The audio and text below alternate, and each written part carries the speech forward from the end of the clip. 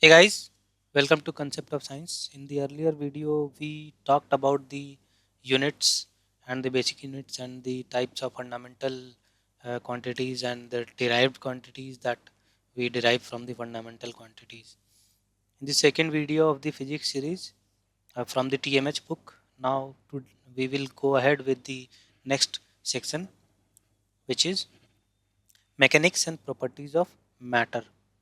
Here, the first term is motion. What is motion? When a body changes its position with respect to something else as time goes on, we say the body is in motion. Suppose you run from one point to other point. As the time passed, you moved your position, so you were in motion. Now, mechanical motions are of two types: translational, that is linear, traveling in a straight line, or rotational, that is spin. The motion of a car on the road is translational, whereas the motion of a moving top, is rotational. As we know, there are basic concepts involved in understanding motion. So we will first go by the fundamental things which are required to learn the motion. There are three fundamental things associated in motion. First is speed. Speed is distance traveled by time taken. Very basic equation. So if you know distance and time, then you can calculate speed. If you know speed and time, you can calculate distance. And this way you can calculate any of the variable among the three if two are known. Velocity. The distance covered by an object in a specified direction in unit time interval is called velocity. Now, what is the difference between velocity and speed? The SI unit of velocity is also meter per second, but if an object is said to have velocity, then it has traveled to a distance in a certain direction. There is direction involved also. Speed refers only to the distance covered by a moving object, whereas velocity takes into account the direction also. For example, a motorcycle driving his vehicle at a uniform speed of 30 km per hour on a circular track is not moving with uniform velocity since its direction is continuously changing. But as we know, 30 km per hour constant speed, so his speed is same.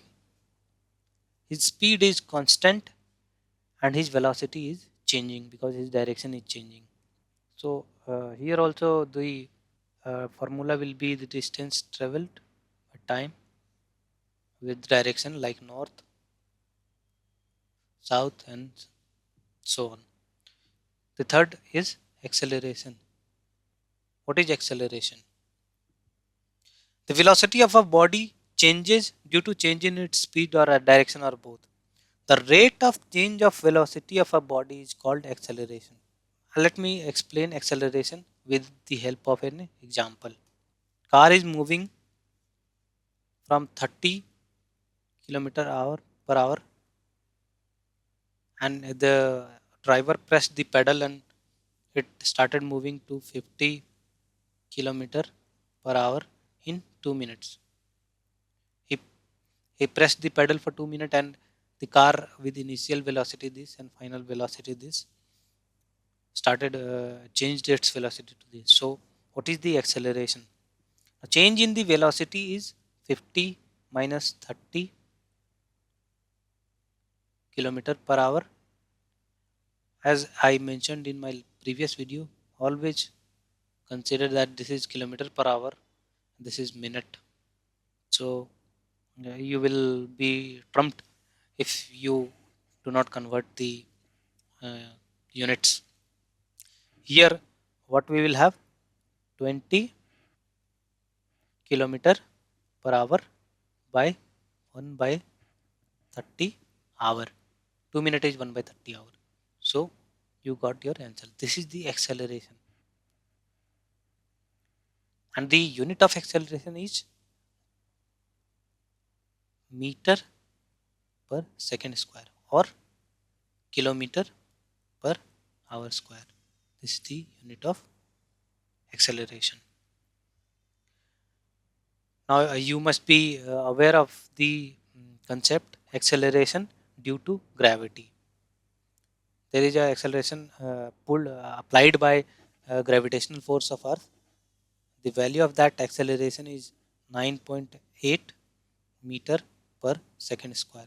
So if a ball is dropped from the top of the floor, it has acceleration acting on it which is equal to 9.8 meter per second square. Now as we learned the basics, speed, velocity, acceleration, we come to the equation of motion. Equation of motion. You will certainly get question from this. Any question, any of the questions that come in the examination can be solved using these equations. V is equal to final velocity. These are the terms we'll be using. U is equal to initial velocity and A is the acceleration, T is the time. There is a equation involving all these three. If you know the initial velocity, the final velocity and the acceleration, you can calculate the time, or any of the three variables are known, fourth can be calculated. The equation is V is equal to U plus AT. Remember this equation. V is the final velocity, U is the initial velocity, A is the acceleration, T is the time. Now we'll solve a question involving this equation. Suppose there is a question in the examination. A train traveling at 36 km per hour accelerates uniformly. It is the initial velocity, this which is U. A is given 2 meter per second square. It accelerated at the acceleration of 2 meter per second square. Now the question is asking calculate the velocity after 5 seconds. Time is given 5 seconds. Now again consider it is in hour, kilometer per hour square. It is in second. It is in second. So Malvin mentioned the equation which we had is V is equal to U plus AT. We convert the values in meter per second or kilometer per hour. You can get the answer. So let us convert that into meter per second. It will be 10 meter per second is equal to 36 kilometer per hour plus 2 into 5 is equal to 20 meter per second or 72 kilometer per hour. So we got the answer by using this equation. Now let us move to another equation of motion.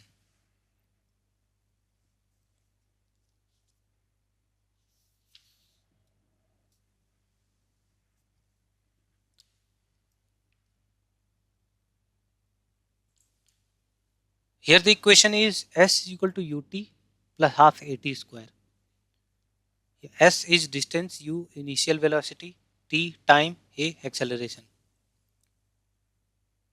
Let us solve a question involving this equation. Suppose a cyclist accelerates at 1 meter per second. A is given 1 meter per second square. At from an initial velocity of 3 meter per second. U is equal to 3 meter per second for 10 seconds. T is equal to 10.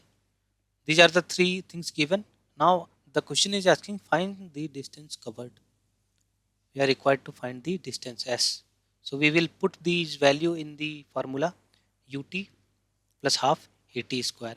3 into 10 plus 1 by 2 into 1 into 100. And the answer is 30 plus 50 is equal to 80 meter. Move to another equation. The equation is v square minus u square is equal to 2as. Of course, you know v is the final velocity, u is the initial velocity, a is the acceleration, s is the time. Now let us solve one example from this also. A bullet is fired vertically upward with a velocity of 196 meter per second.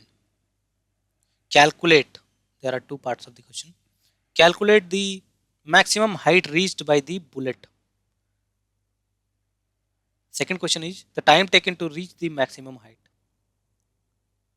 So first we'll be calculating a bullet is fired. It goes up. They are asking what is the distance it covered. We'll use this equation. You can say that bullet was fired with the initial velocity of 196 meter per second. Bullet went up. At one point, the bullet stopped. So the final velocity v is 0. Acceleration was acting on it, and the acceleration was acceleration due to gravity meter per second square in opposite direction, because the bullet was going up. The acceleration that is acting on a body is pulling it towards the earth, so it was in opposite direction. So there is a minus 9.8 is the acceleration. So we'll put the values. S is equal to v square minus u square by 2a. We know 0 minus 196 into 196 by 2 into 9.8, and we get the answer 1960 meter. This is the first answer. 1960 meter is the height the bullet will reach. The second part, in the second part, they are asking time taken to reach this length. Now we know the distance, right? We can use the other equation. V is equal to u plus at. Now you saw in this example we used two equations. Final velocity was 0. Initial velocity was 196 divided by a is equal to time, right?